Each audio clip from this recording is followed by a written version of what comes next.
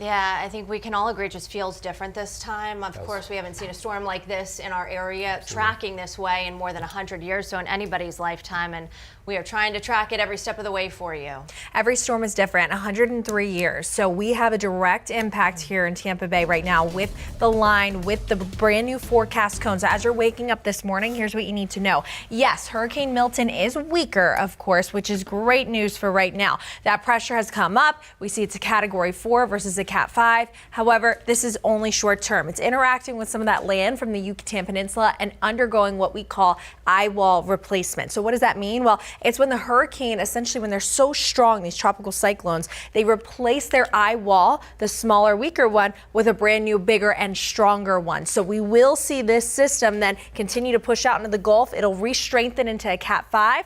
However, down the line, we're going to hope that this vertical wind shear, it is set to help debilitate this storm and bring it right back down to a Cat 3 by the time it makes landfall. Now, what we do know is that since it is such a direct hit for us, the storm surge is going to be a major issue, especially just south of the eye. So we really need to take this seriously. Of course, you need to make sure that you are evacuating today. Today's the last day for you to evacuate and the final hours for the preps for your home. Of course, if you live in one of those high-rise buildings, making sure you assess your risk and figure out whether or not you want to leave, that needs to be done for today. So if you do see this right here, we are under a hurricane warning. We do anticipate this to have winds of 125 miles per hour as it makes landfall. And taking a little bit of a closer look at what the models are doing right now, they're starting to get closer together. They're getting in better agreement, of course, that we're going to see more of that direct impact here just to the south of Hillsborough and Pinellas County right now. So models, our two big house models, are going to be our American and European that we always use in any tropical season. And so the Euro has it a little farther south. Of course, the more south it goes, the less impacts we would feel. So we want to go with the Euro, and we're rooting for the Euro. However, the American brings it up a little farther north, which would mean more surge, more impacts for us. So we're analyzing that closely. Now, as it continues to push out into the Gulf, it has now made its first trek to the northeast. East-northeast at this time at about 155 mile per hour winds, moving to the east-northeast at 12 miles per hour. So the faster it moves, the better off we'll be as well. But this is the latest forecast track updated as of 5 a.m. You can see that the greatest storm surge risk is going to be just near and south of that expected landfall. Again, this is life-threatening storm surge. This is potentially deadly, 10 to 15 feet,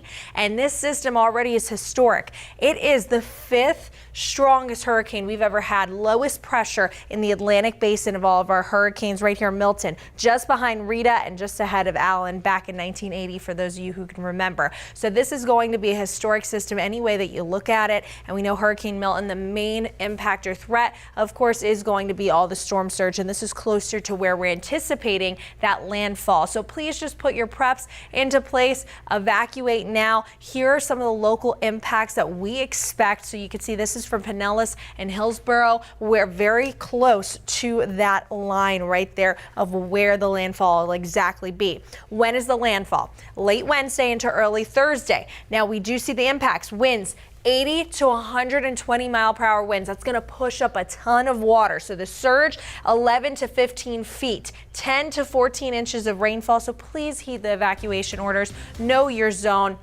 We do see that farther south as well. They're dealing with some of those similar impacts. And take a look at the timing of the landfall. We do see that this system bringing us bands of rain and wind starting Wednesday morning. So that's why I want you to finish everything up today. You don't want to be in and out of these rain bands. Let me tell you why. Because we have isolated tornadoes that'll be popping up in and out of these bands. And there'll be breaks. You'll see some breaks in the clouds and rain. But take a look at what time that landfall should be, right around midnight on Thursday. Keep that in mind, guys. Don't worry. We're going to be here all throughout the storm to keep you informed, prepared, and connected.